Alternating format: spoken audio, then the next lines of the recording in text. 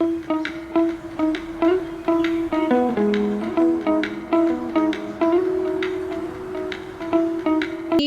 मैं हमेशा बताते आई हूँ ऑलरेडी, लेकिन स्टिल मैं इसको रिपीट कर रही हूँ कि आपको ना इंस्ट्रूमेंट फिक्स रखना है पहले,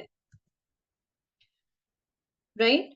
सो अगर आप इंस्ट्रूमेंट हॉप करोगे ना, नो हॉपिंग इन इंस्ट्रूमेंट,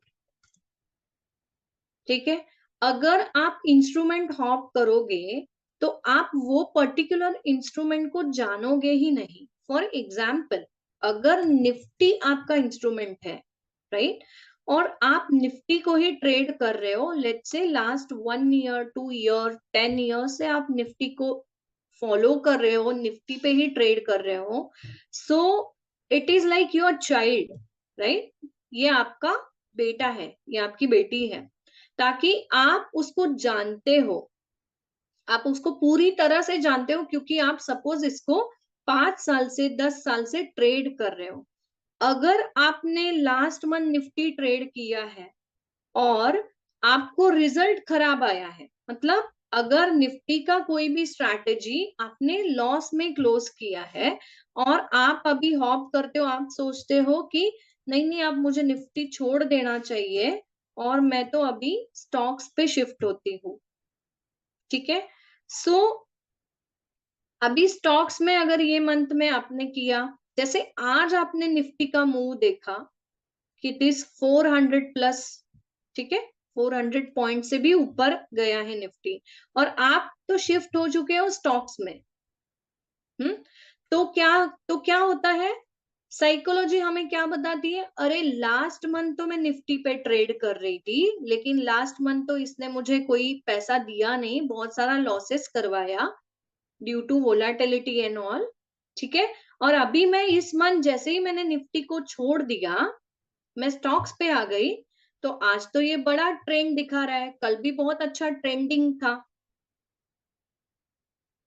राइट? सो ये साइकोलॉजी ब्रेक करता है। देन इस मंथ में सपोज आप स्टॉक्स में प्लस में क्लोज नहीं होते हो, यू फील कि मैं नेक्स्ट मंथ में कुछ और इंस्ट्रूमेंट पे जंप करूं, so you should not hop your instrument, right? आप क्या कर सकते हो, आपका निफ्टी का स्ट्रैटेजी अगर आपको पॉजिटिव रिटर्न नहीं दे रहा है, ठीक है, तो आप उसको एनालाइज करो, राइट? अगर छोटा सा माइनस में क्लोज हो रहा है, मतलब अगर परसेंटेज में हम बोलते हैं कि इफ इट इज हार्डली मतलब 2%, 3% निगेटिव में मेरा स्ट्रैटेजी क्लोज हुआ है, देन दैट इज ओके।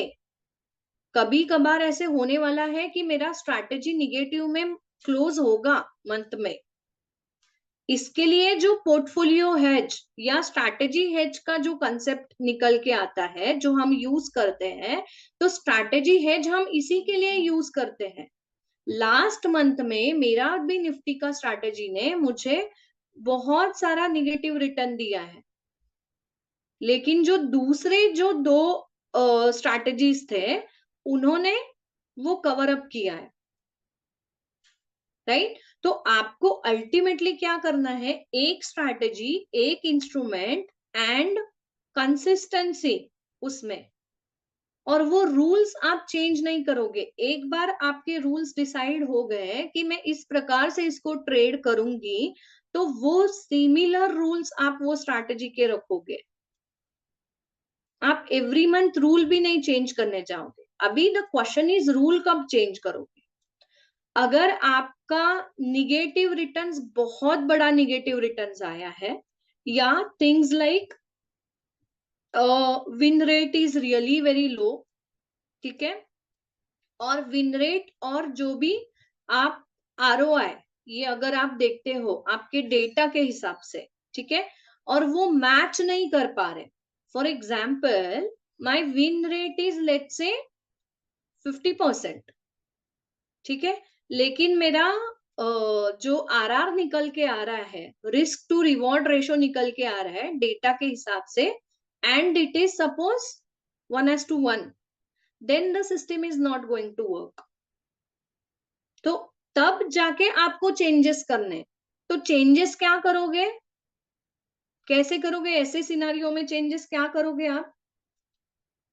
जो विन रेट है वो आप बढ़ाने की कोशिश में आप आरआर कम नहीं करते जा सकते। तो what you can do is concentrate on at least 1:2 का आरआर, कि 1:2 के आरआर के साथ अगर मुझे 45% भी विन रेट मिलता है ना, I am going to be the winner.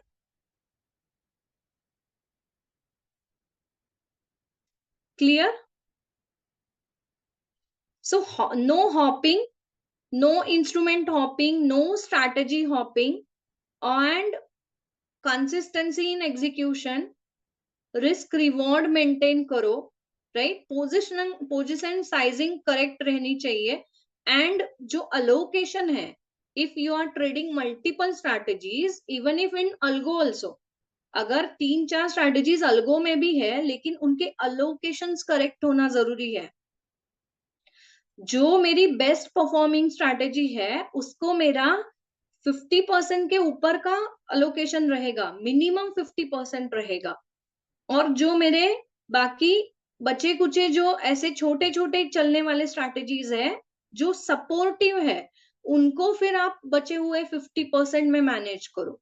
So like that you have to allocate your capital properly, and always remember कि एक स्ट्रैटेजी आपको हमेशा के लिए प्लस रिटर्न नहीं देगी। आपको कॉम्बिनेशन चाहिए स्ट्रैटेजी का, at least 3 strategies 4 strategies in one portfolio, और वही आपको जाके कंसिस्टेंट रिटर्न्स देगी। So what we are aiming for a month plus, ठीक है? This is our aim. अगर हम ये सोचेंगे कि मैं मंथ प्लस कैसे आऊंगी, तभी तो जाके हम क्वार्टर प्लस में ला पाएंगे, and we can achieve a good ROI yearly. तो आरओआई मैं ईयरली टारगेट कर रही हूँ और मैं मंथ प्लस टारगेट कर रही हूँ, ठीक है? सो ये सारी जो चीजें हैं ना, इनको आपको इकट्ठा करना है।